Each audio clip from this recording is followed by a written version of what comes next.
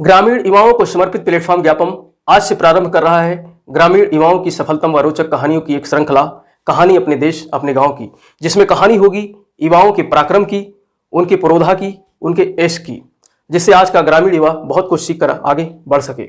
नमस्कार, मैं राजेंद्र कुमार प्रजापति, फाउंडर और मेंटर व्यापम। आज इस श्रृंखला का यह पहला वीडियो है। आज कहानी होगी ऐसे राज्य के एक युवा की जिसकी मिट्टी ने चाणक्य और चंद्रगुप्त मौर्य जैसे ऐतिहासिक पात्रों को जन्म दिया। जी हाँ, आज की कहानी बिहार के एक पिछड़े जनपद सहरसा के एक गांव की है। इस गांव का एक युवा जो कि बहुत बड़े सपने लेकर पैदा तो नहीं हुआ था, लेकिन अभाव ने उसको बड़ा सपना देखने को मजबूर कर दिया। दिलखुश कुमार नाम का एक लड़का, जिसके पिता 3,000 रुपये महीने की सैलरी पर ड्राइवरी का कार्य किया करते थे।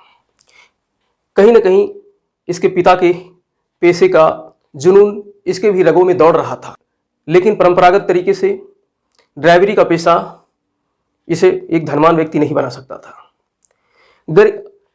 गरीबी के अभाव में जैसे तैसे करके इसने 3rd डिवीजन 10वीं की परीक्षा पास की और 2nd डिवीजन से 12वीं की परीक्षा पास की। जैसा सब युवाओं के साथ होता है, गांव के 12वीं पास करके व्यक्ति, खास करके गांव का व्यक्ति जॉब की तलाश में भटकने लगता है। दिलखुश कुमार के साथ भी यही हुआ। दिलखुश कुमार 12वीं पास करके सहरसा जनपद में लगे एक जॉब के मेले में पहुंच जाते हैं। वहां पर उन्होंने एक आवेदन किया और इनको बुलावा भी आया इंटरव्यू के लिए। जब ये पटना गए, पहली बार पटना जाना हुआ है, वो भी चपरासी की नौकरी के लिए, स्कूल के एक चपरासी की नौकरी के लिए पटना जब बुलावा आया तो पटना जाते हैं। वहाँ पर चूँकि ये ठेठ देहाती थे, गांव के थे, और बिहार के लोग वैसे भी सम्मान बहुत ज़्यादा करते हैं लोगों का। तो दिलखुश कुमार ने इंटरव्यूअर का चरण छूकर वंदना किया, जिससे उनको लग गया लड़का तो देसी है, ये क्या करेगा। इंटरव्यू जैसे तैसे हुआ और घर वापस आ गए। इनको पता हो गया था कि इंटरव्यू में तो होना नहीं है, रिजल्ट आया तो हुआ ही नहीं। अब इन्होंने अपने पिताजी से कहा कि पिताजी मुझे ड्राइवरी सिखा दीजिए, सरकारी वैकेंसी निकलेगी रोडवेज में तो हम वहाँ सरकारी ड्राइवर बन जाएंगे। पिताजी ने जैसे तैसे इनकी बातों को मान करके इन्हें ड्राइवरी सिखाई। ड्राइवरी सीख करके दिलखुश कुमार 3,000 रुपये प्रति माह की नौकरी किसी प्राइवेट एजेंसी में कर ली। लेकिन अभी अभाव में था जीवन, तो इनको किसी ने सलाह दी कि दिल्ली जाइए, दिल्ली में जा करके आपको ज़्यादा पैसे मिलेंगे। अब दिल्ली के सड़कों का पता नहीं, किस तरीके से वहाँ पर कौन कौन से रूट से टैक्सी चलानी है, तो इनको आसानी से टैक्सी मिली भी नहीं। तो इनके किसी साथी ने सलाह दिया कि आप रिक्शा ले लीजिए किराए पे, और रिक्शे चलाएंगे आप तो आपको गलियों का ज्ञान भी हो जाएगा और धीरे धीरे दिल्ली के वातावरण को सीख भी जाएंगे। 13 दिन तक जैसे तैसे इन्होंने रिक्शा भांजा और 14वें दिन ये बीमार पड़ गए। इनके पिताजी को ये बात जब पता चलती है तो पिताजी इनको वापस अपने गांव बुला लेते हैं। अपने गांव जाने के बाद में वहां पर पुनः इन्होंने 4,000 रुपये महीने की ड्राइवरी लाइन में ही काम शुरू किया।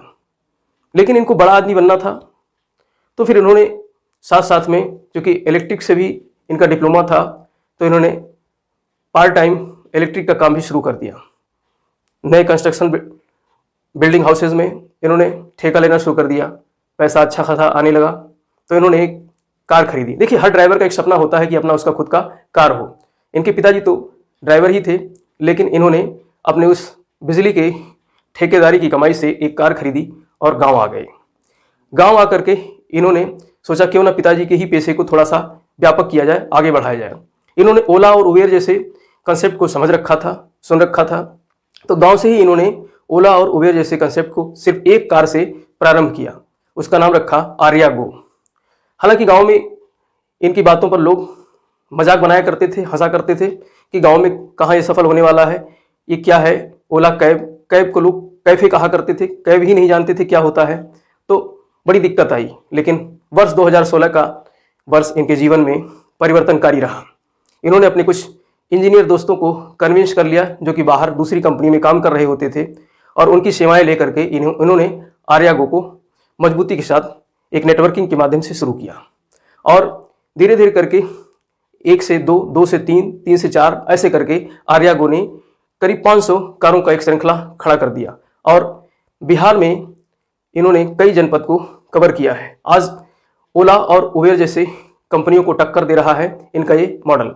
इतना ही नहीं, राज्य में अर्थात बिहार के राज्य में इनकी आर्यागो कंपनी इस 12 स्टार्टअप में भी सेलेक्ट की गई। आज इनके इस स्टार्टअप पे, इनके इस कंसेप्ट पर जो है अच्छा खासा रिसर्च भी हो रहा है और सरकार को अच्छी खासी आमदनी हो रही है।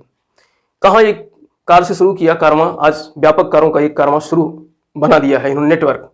और आने वाले समय में इनका सपना है कि बिहार से बाहर निकल करके उत्तराखंड और अन्य राज्यों में भी अपने इस नेटवर्क को फैलाना है और ओला और उबेर जैसी कंपनियों को टक्कर देना है।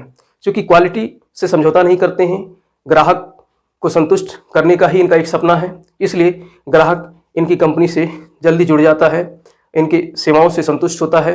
तो कहीं ना कहीं ओला और उबेर को भी टक्कर देने के लिए भविष्य में खड़े हुए हैं। तो देखिए, एक छोटा सा बच्चा जो कि कम उम्र में, आज लगभग 30 वर्ष की इनकी आयु है और 30 वर्ष की आयु में इन्होंने करीब 15 करोड़ का अपना एम्पायर खड़ा कर दिया है। तो देखिए, आज इस युवा के प्लान से ग्रामीण युवाओं को लेसन लेना होगा, ग्रामीण युवाओं को शिक्षा लेनी होगी कि अगर दिलखुश कुमार जैसा एक 12वीं पास गरीब बच्चा अगर एक बड़ा सोच करके और बड़ी कंपनियों को टक्कर देने के लिए आज खड़ा हो गया है और देखना आने वाले समय में ओला और उबेर के बाद आर्यागो का एक नाम होगा, एक फेम होगी उसकी भी। तो गांव का बच्चा इनसे बहुत कुछ सीख करके आगे बढ़ सकता है, इनके मॉडल को सीख करके आगे बढ़ सकता है।